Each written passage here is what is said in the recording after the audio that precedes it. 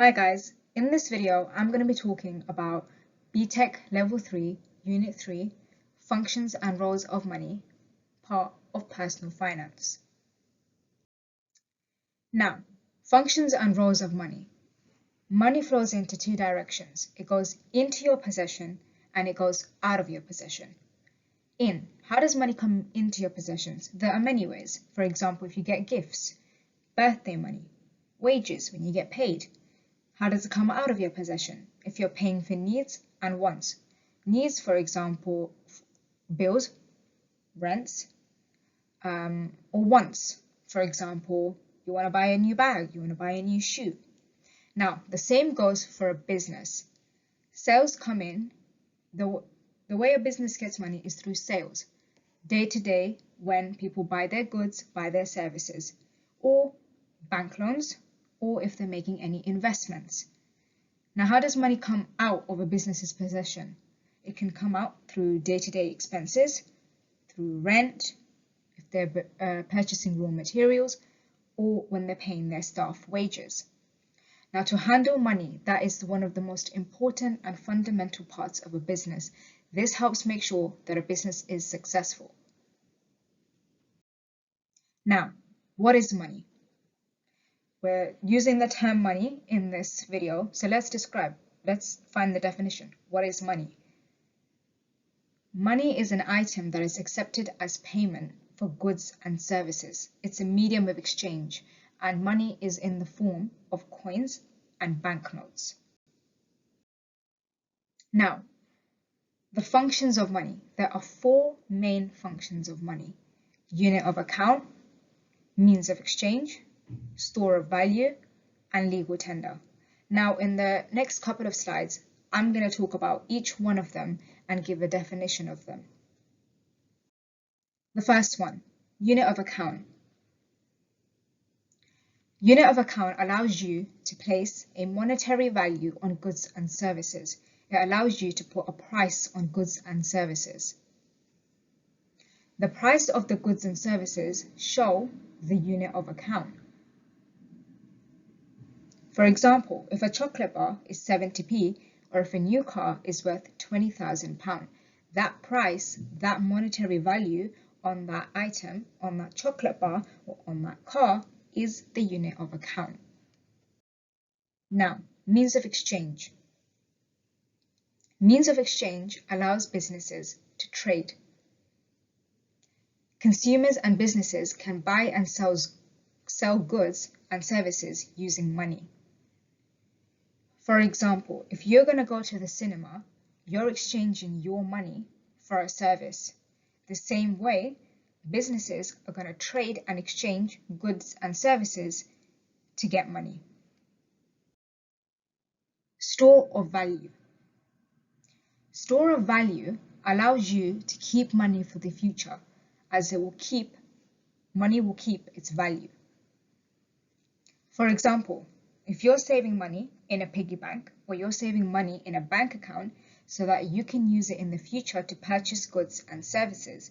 For example, right now you could be saving up to buy a new car, or you could be saving up for a mortgage. Legal tender. Legal tender.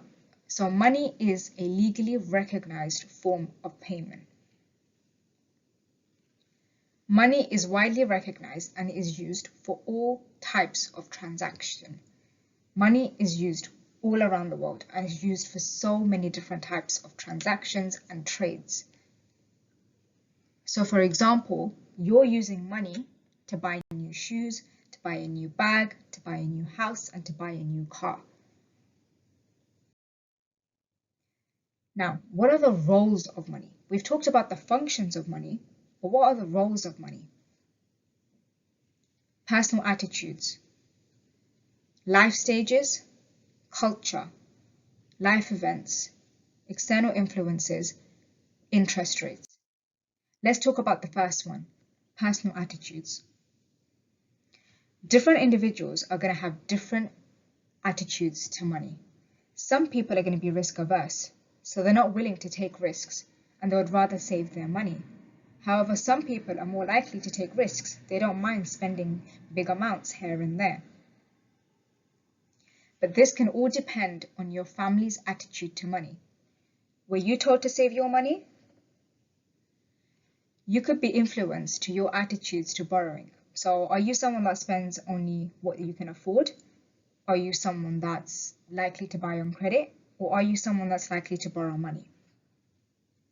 Think about it. What is your personal attitude towards money? How does that affect how you spend money?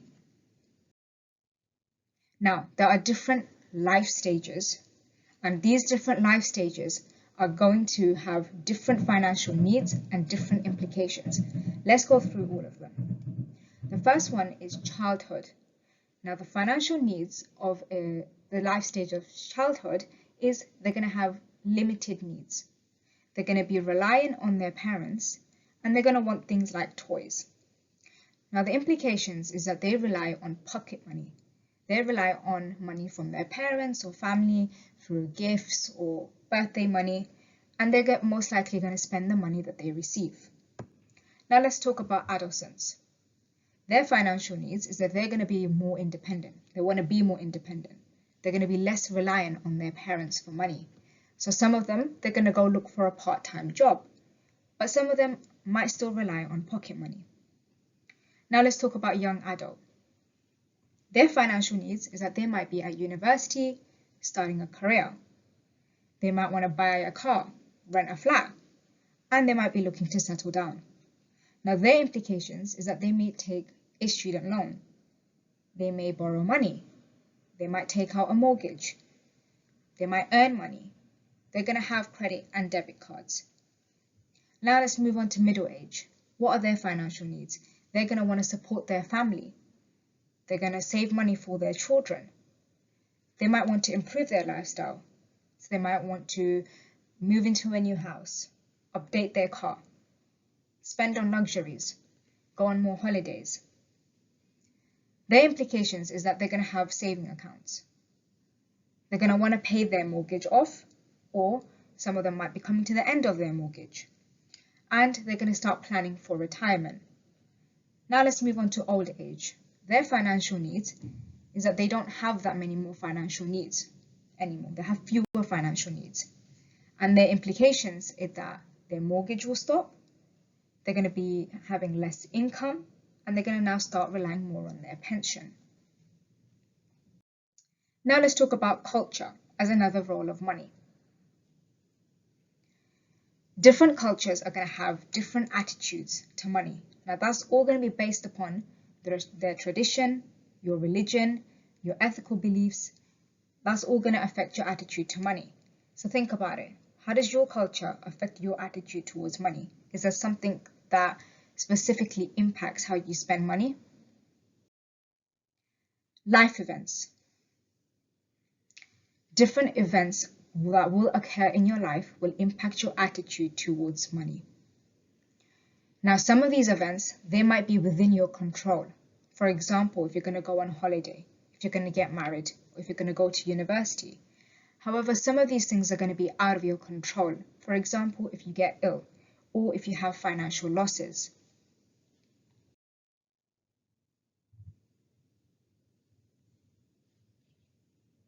External influences. There are also factors outside your control that could affect your attitude towards money. For example, how stable is the economy? How many jobs are available? What is the price of the goods and services? Has the price of goods and services increased? Have they decreased? Is that going to affect how you're going to spend money? How much tax do you need to pay? Interest rates. What are interest rates? So interest rates is the cost of borrowing money, or it could also be the reward of saving money. The increase or the decrease in interest rates, that's going to affect your attitude towards spending.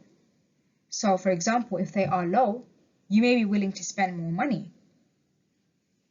But if they're high, you're going to be more likely to save money and you're going to spend less.